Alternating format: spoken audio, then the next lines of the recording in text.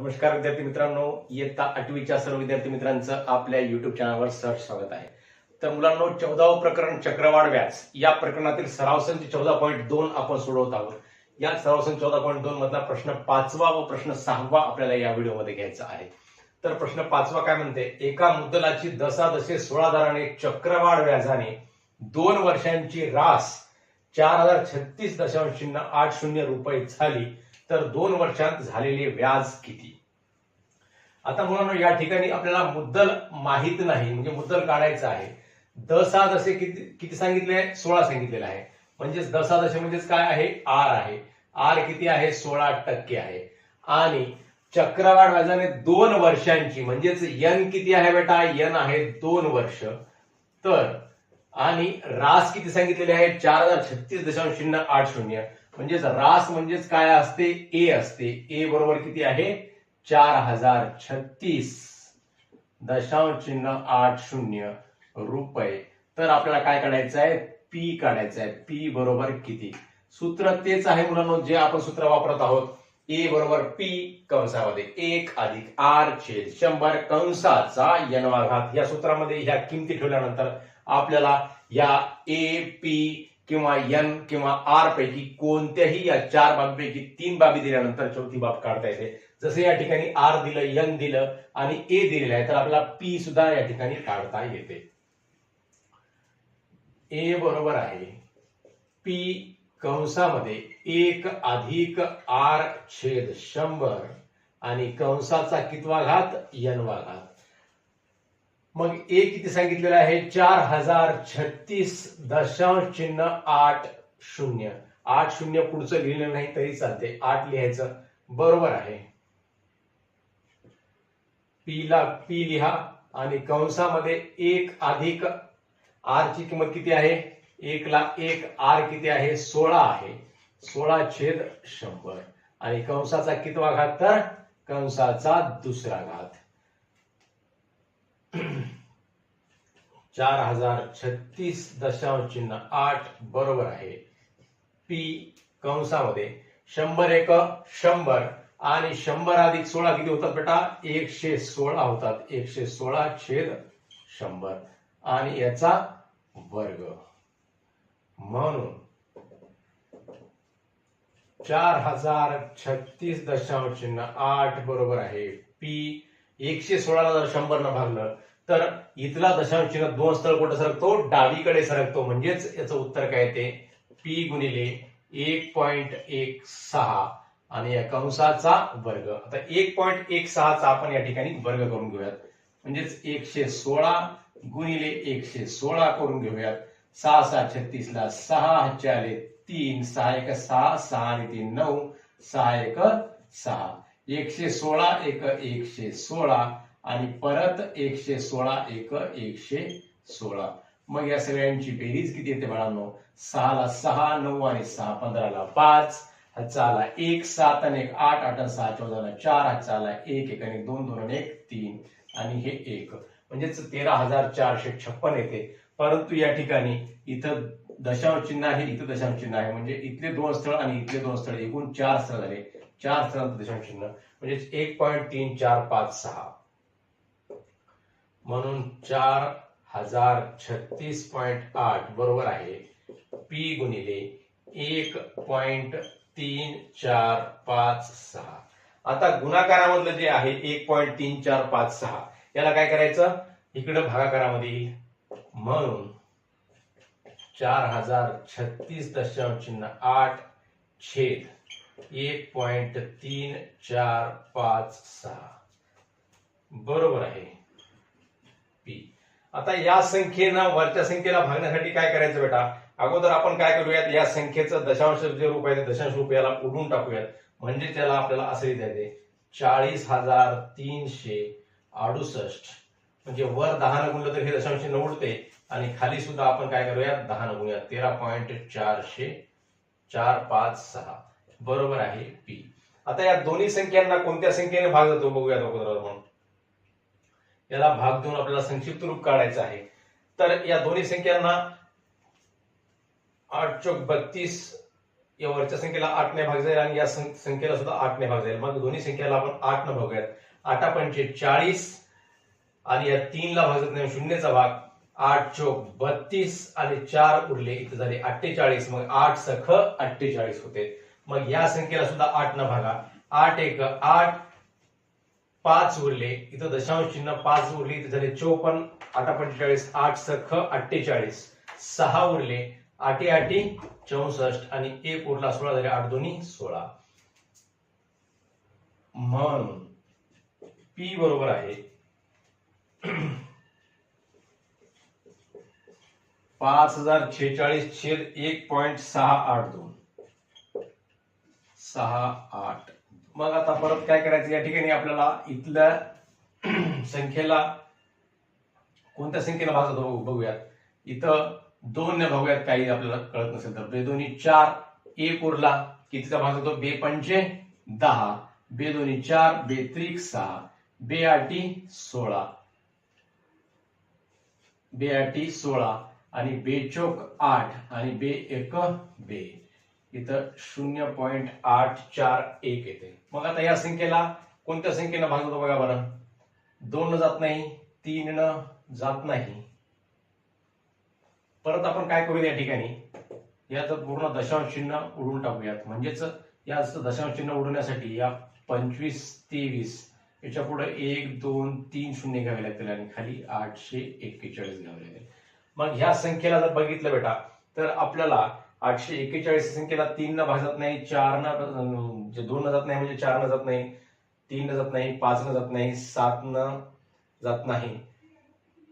841 जर आपण पाडा तयार केला तर 841 दोन्ही आणि 841 त्रिक 800 त्रिक 2400 होतात. 800 त्रिक 2400 आणि 41 त्रिक 123 म्हणजेच याचा 3 याचा जर पाडा तयार केला तर या 2523 ला या 841 न 3 चा भाग जातो आणि पुढचे 3 शून्य जशाला तसे.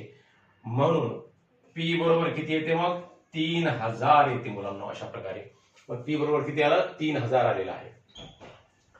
तर 2 वर्षात झालेले व्याज किती. मग मुद्दल किती होती याची P किती होती 3000 म्हणजे मुद्दल किती होती 3000 होती. म्हणून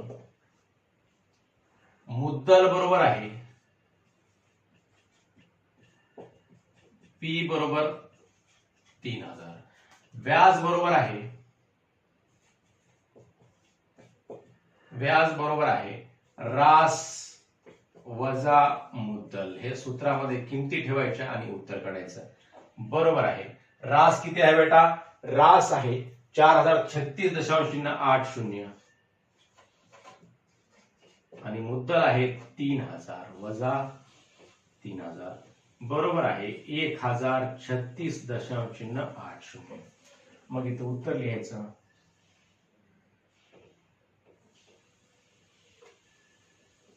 म्हणून 2 वर्षांचे व्याज म्हणून वरील मुद्दलाचे 2 वर्षांचे व्याज 2 वर्षांचे व्याज किती होत आहे 1036.80 रुपये होते. अशा प्रकारे आपण हा 5वा प्रश्न या ठिकाणी सोडवलेला आहे. लगेच आपण 6वा प्रश्न सोडूया.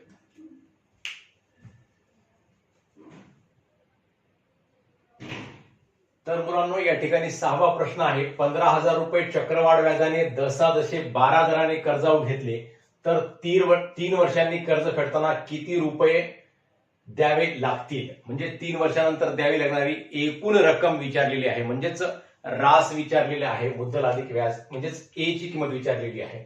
अतिशय सोपं उदाहरण आहे. काय सांगितलं 15,000 रुपये चक्रवाढ व्याजाने घेतलेले. मग 15,000 म्हणजेच हे काय झालं बेटा P झालं. P बरोबर आहे 15,000 आणि R किती सांगितला R सांगितला 12 आणि N किती सांगितलं N सांगितलं 3 वर्ष आणि A विचारलेला आहे 3 वर्षानंतर कर्ज फेडताना किती रुपये द्यावे लागतील. म्हणजे कर्ज फेडताना मुद्दल अधिक व्याज हे दोन्ही गोष्टी द्याव्या लागतील. म्हणजेच ए काढावं लागेल आपल्याला या ठिकाणी. मग ए बरोबर सूत्र आपणास माहिती आहेच, ए बरोबर पी कंसामध्ये 1 अधिक आर छेद 100 आणि कंसाचा n वा घात. मग बरोबर आहे, पी ची किंमत किती आहे मुलांनो? 15,000 किंमत आहे. कंसामध्ये 1 ला 1 अधिक ला अधिक आर च्या ऐवजी लिहायचं 12 आणि 100 ला 100 लिहायचं आणि कंसाचा n वा घात म्हणजेच तिसरा घात. बरोबर आहे, 15,000 कंसामध्ये 100 एक 100 आणि 100 मध्ये 12 मिळून किती होत मुलांनो? 112 होतात. 112 छेद 100 आणि कंसाचा तिसरा घात. बरोबर, 15,000 आणि 112 ला 100 न भागल्यानंतर किती येते? तर 1.12 येते, 1.12 येते. म्हणजेच इथला दशांश चिन्ह जो 2च्या पुढे आहे तो 2 स्थळ कुठे सरकतो? डावीकडे सरकतो. म्हणजे इथं आणि इथं 2 स्थळ झाले. मग 1.12 या कंसाचा कितवा घात? तर तिसरा घात. फक्त याच्यामध्ये या प्रकरणामध्ये काय नाही, फक्त कॅल्क्युलेशन करणं थोडंसं आपलं अवघड जाऊ शकते. आकडेमोड करणं तेवढीच करायची आहे. तिथं आकडेमोड करताना दशांश चिन्ह व्यवस्थित द्यायचा. थोडंसं भागाकार करताना दशांश चिन्ह किती स्थळ डावीकडे सरकतो एवढी काळजी घ्यायची. एवढं जर आपण केलं तर आपलं उत्तर सहजपणे आपल्याला येऊ शकतं. मग 1.12 चा 3 वेळेस गुणाकार करायचा. म्हणजेच 1.12 गुणिले 1.12 हे असं केलं तर काय होते? बे दोन्ही 4 आणि बे एक बे, बे एक बे. म्हणजेच पुन्हा नंतर 1 न गुणलं तर तेवढंच ते 112 आणि परत 1 चाच गुणाकार आहे म्हणजे परत काय येणार? 112 येणार. 4 ला 4, 2 आणि 2 4, 2 आणि 1 3 आणि 2 5, 1 आणि 1 2 आणि 1 ला 1.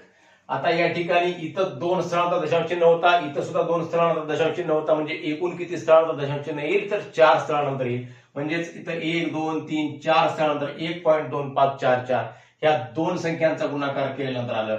मग अजून एक वेळेस 1.12 ने या संख्येला गुणावं लागतं.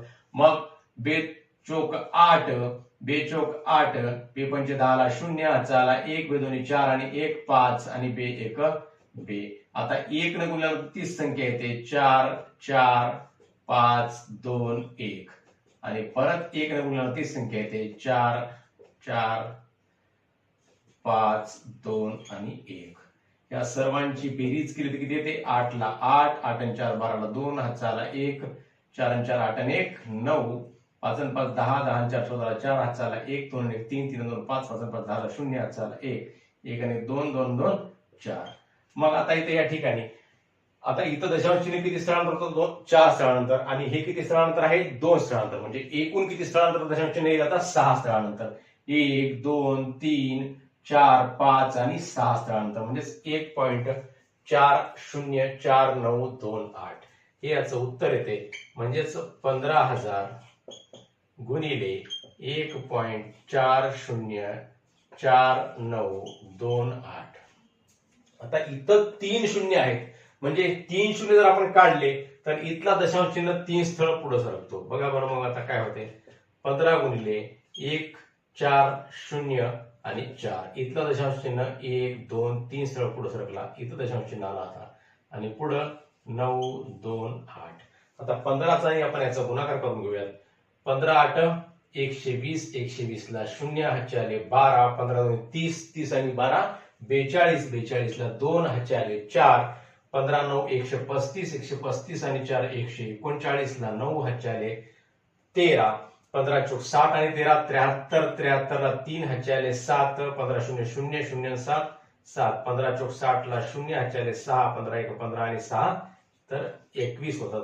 आणि दशांश चिन्ह किती स्थळानंतर? 3 स्थळानंतर. म्हणजेच 1 2 3 स्थळानंतर.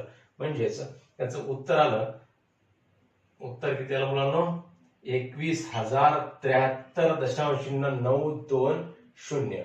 म्हणजेच 3 वर्षानंतर या 15,000 रुपये रकमेचे 12% दराने 3 वर्षानंतर किती कर्ज परतफेड करावे लागेल? तर 21,073.92 रुपये कर्ज परतफेड करावी लागेल. म्हणून 3 वर्षांनी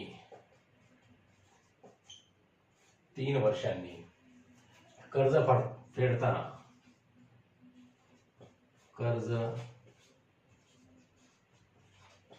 फेडताना किती रुपये द्यावे लागतील याच्याऐवजी काय लिहायचं आपण 21,073.92 रुपये द्यावे लागतील. अशा प्रकारे आपण हा 6वा प्रश्न या ठिकाणी सोडवलेला आहे. थोडंसं इथे कॅल्क्युलेशन करतानाच व्यवस्थित करायचं. दशांश चिन्ह आपल्याला किती स्थळ पुढे उजवीकडे सरकतो डावीकडे सरकतो याचं व्यवस्थित आपण बारकाईने बघायचं आणि ते लिहायचं. तर मुलांनो अशा प्रकारे आपण प्रश्न 5वा आणि प्रश्न 6वा या व्हिडिओमध्ये सोडवलेला आहे. तुम्हा सर्वांना हा व्हिडिओ आवडला असेल तर नक्की आपल्या मित्रांना शेअर करा व व्हिडिओवर लाईक व कमेंट सुद्धा अवश्य करा. पुन्हा भेटूयात पुढील प्रश्नासह. धन्यवाद.